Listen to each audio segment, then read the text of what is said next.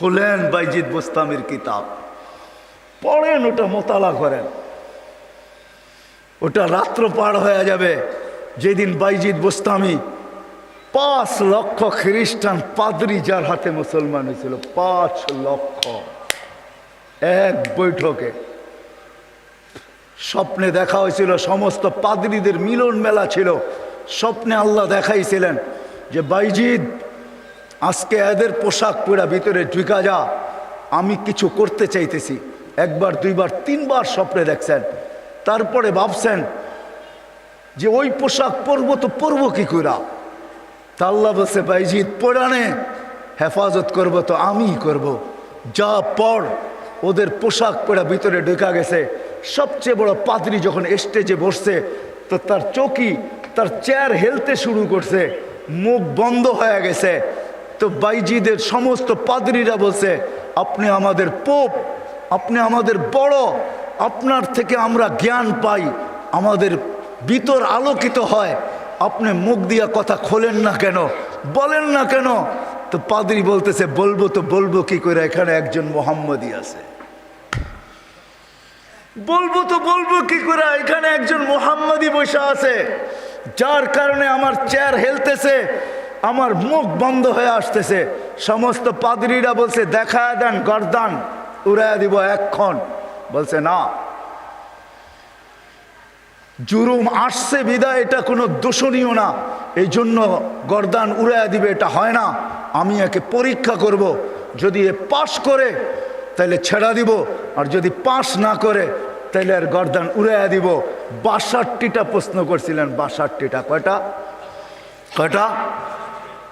কয়টা? 62টা বলার সময় আমার কাছে নাই, একটা বুঝলাম 62টার ভিতরে। বলছিল কুকুর ঘেউঘের ভিতরে কি বলে। 62টা যখন পুরা বলা দিছেন তো জিজ্ঞাসা করছে আমি সত্য বলছি? তো পাদ্রী বলতেছিল সাদাক্তা, তুই সত্য বলছ। বলে তুমি 62টি প্রশ্ন করছো, আমি একটার জবাব, প্রত্যেকটার জবাব দিছি, আমি তোমাকে একটা প্রশ্ন করব, জবাব দিবে? বলে পড়ো, করো প্রশ্ন। বলে আকাশ আর জান্নাতের চাবি কি? আকাশ আর জান্নাতের চাবি কি? বড় পাদ্রী চুপ হয়ে বসে গেছে। 5 লক্ষ পাদ্রী ধরছে যে 62টার জবাব দিছে, আপনি একটার জবাব দিবেন না, তো দিবেন না কেন? বলছে আমি জবাব জানি, দিলে তোমরা আমাকে মানবে না, মানবে এটা আগে বলো। বলছে অবশ্যই আপনি আমাদের বড় পোপ, যা বলবেন আজকে তাই মানবো। বলে জান্নাত আর আকাশের চাবি হইল লা ইলাহা ইল্লাল্লাহ মুহাম্মাদুর রাসূলুল্লাহ। 5 লক্ষ একবারে মুসলমান হয়েছে ওই বাইজিদ বোস্তামি রহমতুল্লাহ আলাইহির হাতে। হায় হায়, আবু হানিফার জানাজা দেখা 90,000 খ্রিস্টান মুসলমান হয়েছে। জানাজা দেখা, মুর্দা দেখা। ইমাম তাইমিয়ার জানাজা দেখা 50,000 খ্রিস্টান মুসলমান হয়েছে। আহমদ ইবনে হাম্বল রহমতুল্লাহ আলাইহি জানাজা দেখা 60,000 খ্রিস্টান মুসলমান হয়েছে। শুধু শুধু আহমদ ইবনে হাম্বল রহমতুল্লাহ আলাইহি বলেন নাই আমাদের জানাজা আমাদের সততার প্রমাণ। আমাদের সততার প্রমাণ হলো যে আমরা যে সত্য, এটার প্রমাণ হলো আমাদের জানাজা। 60,000 খ্রিস্টান মুসলমান হয়েছে মুর্দা দেখা। জিন্দা অবস্থায় কতটি হয়েছে আল্লাহ জানে। তো যেটা আমি বুঝাইতেছিলাম, ওইখানে আছে কুকুর কি বলে বলো। প্রথম শুরু করছে 1 বলো যেটার 2 নাই, 2 বলো যেটার 3 নাই, 3 বলো যেটার 4 নাই, 4 বলো যেটার 5 নাই, 5 বলো যেটার 6 নাই, 6 বলো যেটার 7 নাই। এরকম 62টা প্রশ্ন করছেন। 62টা প্রশ্নের জবাব দিছেন বাইজিদ বুস্তামি রহমতুল্লাহ আলাইহি। আর বাইজিদ এমনি হয় নাই। ওনার আব্বা ছিলেন না। কাহিনী আমি অন্যদিকে চলে যাব। আমরা তো ছেলে পেলেকে বানাইতে চাই না, মাও আজকে বানাইতে চায় না, বাপও বানাইতে চায় না। আমরা বানাইতে চাই দুনিয়ার এডুকেটেড। রাগ হয় না, পায়ে হাত পড়ি। আপনি সাধারণ শিক্ষায় শিক্ষিত করতে চান, ঠিক না? জেনারেল শিক্ষার মানে কি? ডিকশনারিতে কি লেখা আছে জেনারেলের অর্থ বলো? যারা কলেজে পড়ছেন, স্কুলে পড়ছেন, বলেন জেনারেলের অর্থ কি? সাধারণ। সাধারণ কোনোদিন গৌরবের বিষয় হয় না। সাহাবাদের কাছে অসাধারণ ছিল, এই জন্যই তো ম্যাককে অনুগত্য করতে পারতেন। এই জন্যই সমুদ্রের উপর দিয়ে ঘোড়া দৌড়াইতে পারতেন। এই জন্যই তার বিহীন, প্রযুক্তিবিহীন 3000 কিলোমিটার দূরে কথা বলতে পারতেন, পাহাড় দেখাইতে পারতেন। সারিয়াতাল জাবাল, অসাধারণ বিদ্যা, এরা বিদ্বান ছিল। আমরা তো সাধারণ বিদ্বান হই, গৌরবের আর শেষ থাকে না। আমরা এডুকেটেড, আমরা জেনারেল শিক্ষায় শিক্ষিত। রাগ হয়ে যাবেন? একটা উদাহরণ দিই। আমাদের অবস্থা এরকম, এক ব্যক্তি জাপান থেকে গাড়ি কিনে আনছে, তো গাড়ির 3 দিকে জাপানি ভাষায় বড় বড় অক্ষরে লেখা। তো সে মনে করছে অনেক কিছু ভালো কথা লেখা হবে, বিদায় এটা কেনার পরে আর মোছে নাই, না মুছেই চালাইতেছে, লেখাটা আর মোছে নাই। একটা ক্রেডিটও তো আছে, ঠিক না? সামনের গ্লাসে তো লেখা যায় না, 3 দিকে লেখা, এটা চালাইতেছে। তো কোনো জাপানিজ আসছে বাংলাদেশে, তো ও আরেক গাড়ি দিয়া যাইতেছে, তো দেখতেছে ওই লেখা গাড়িটা সামনে দিয়া যাইতেছে, 3 দিকেই লেখা। তো মুস্কি মুস্কি হাসতেছে। তর্জমান জিজ্ঞাসা করতেছে, তুই হাসিস কেন? কই সামনের গাড়িটা দেখে হাসি। কয় কেন, কি এটার ভিতরে? কয় যে 3 দিকেই তো লেখা, ও মোছে নাই কেন এটা? কয় তা তো বলতে পারবো না, ও এটাকে ক্রেডিট মনে করছে, জাপান থেকে লেখা আসছে, এত সুন্দর লেখা, এটা মুছার আর কি দরকার, আমি চালাই না, আমার মতো লেখাওয়ালা গাড়ি তো বাংলাদেশে একটাও নাই, ঠিক না? একটা বাবতও আছে, ঠিক না? পৃথকত্ব তো আছে আমার একটা। তো বলে যে এইটা দেখে হাসতেছি কেন জানিস? এই গাড়ির ভিতরে লেখা আছে তরকারি বেচার গাড়ি। কি লেখা আছে? পিছনেও লেখা তরকারি বেচার গাড়ি, ডাইনেও লেখা তরকারি বেচার গাড়ি, বামেও লেখা তরকারি বেচার গাড়ি। খালি সামনের গ্লাসে লিখতে পারে না, তাইলে লুকিং নষ্ট হয়ে যাবে, কেমনে দেখবে আর কেমনে চালাবে। আমরা আজকে সাধারণ শিক্ষায় শিক্ষিত হয়ে আমরাও গৌরব করতেছি, আমরা বড় এডুকেটেড। সাহাবা অসাধারণ শিক্ষায় শিক্ষিত ছিল। এটা আমার বোঝানোর ইচ্ছা না। বাইজিদ বুস্তামি রহমতুল্লাহ আলাইহ মার কোরবানির কারণে উনি বাইজিদ হয়েছেন, ওই কাহিনীর দিকে নিয়ে যেতে চাই না আপনাদেরকে।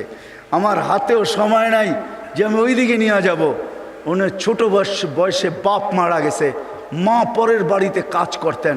2 দিন পরে ভাবছেন, আমি যদি এইভাবে ছেলেটাকে কোথাও না দিতে পারি তাইলে আমার ছেলেটা হারায়া যাবে। আমি তো মা পরের বাড়িতে কাজ করি। খুঁজতে খুঁজতে এক আল্লাহওয়ালার সন্ধান পাইছেন। মানুষ বলছে ওই আলেম ওইখানে আছে, আল্লাহওয়ালা ও আলেমও যদি তোমার ছেলেটাকে নেয় বা তুমি যদি দিয়ে আসতে পারো তাইলে হয়তো তোমার ছেলে মানুষ হয়ে বাহির হবে। যা হাতে পায়ে ধরছেন, আমি বিধবা, আমার কোনো সন্তান নাই, স্বামী নাই, আমি পরের বাড়িতে কাজ করি, আমি চাই আমার ছেলেটা মানুষ হোক, আল্লাহওয়ালা হোক, দিনদার হোক, আল্লাহর এলেমওয়ালা হোক, আপনাদের মতো আলেম হোক, আপনি দয়া করে আমার ছেলেটাকে রাখেন। শাইখ রাজি হয়েছে, মা শর্ত দিছে, আপনি আমার ছেলেকে ওই দিন পর্যন্ত বাড়ি পাঠাইতে পারবেন না যতদিন পর্যন্ত আপনার মতো না বানায় দেন। শাইখ অঙ্গীকারবদ্ধ হয়েছেন যে আমি পাঠাবো না যতদিন পর্যন্ত আমার মতো বড় না বানায় দেই। 2-4 দিন পরে মাস গেছে, 2-4 মাস পরে বাইজিদ কাঁদতে শুরু করছে যে সবার বাবা আসে, মা আসে, আমার মা তো পরের বাড়িতে কাজ করে, আমার মা তো আসে না। ও শাইখ আমাকে একটু মাকে দেখতে দেন না। তো শাইখ বলছে, তোমার মার সাথে আমি ওয়াদাবদ্ধ, আমার মতো না বানানো ব্যতীত তোমাকে পাঠাবো না। বলছে না, আমি মাকে দেখতেই চাই। ছোট কচি বাচ্চা, শাইখ তার দিল ভাঙতে চান না। একদিকে ছুটি না দিলে বাচ্চার দিল ভাঙা যায়, যেটা মেড ইন আল্লাহ, আরেকদিকে ছুটি দিলে মার অঙ্গীকার ভাঙা যায়। শাইখ তখন বলছেন, বেটা ছুটি দিতে পারি, এতগুলো সবক যদি তুই আজকে আমাকে শুনাইতে পারিস, কোরআনের এতটুকু যদি মুখস্থ শুনাইতে পারিস। বাইজিদ বুস্তামি কোরআন নিছেন, হাত উঠায় দিছেন, মালিক মাকেই তো দেখতে যাব, কোরআন তো দিলের ভেতরে তুই জমায়া দিবি, তুই না দিলে তো আমি মুখস্থ করতে পারবো না। চোখের পানি, কচির ঠোঁটের পানি ছেড়া দিয়া বাইজিদ যখন হাত তুলছেন, পৃষ্ঠা উল্টাইতে ছিল কথা। কোরআন যেন ভিতরে যেরকম আমরা আমাদের মোবাইলের ভিতরে নেই, ব্লুটুথের মাধ্যমে, শেয়ার হিটের মাধ্যমে, হোয়াটসঅ্যাপের মাধ্যমে সে পৃষ্ঠা উল্টাইতে ছিল, কোরআন তার ভিতরে গাঁথতে ছিল। যতটুক সবক শাইখ দিছে এর চেয়ে বেশি যায় বলছে শাইখ রেডি হয়ে গেছে। বলছে তুমি এটা মুখস্থ করলা, তো করলা কি কইরা?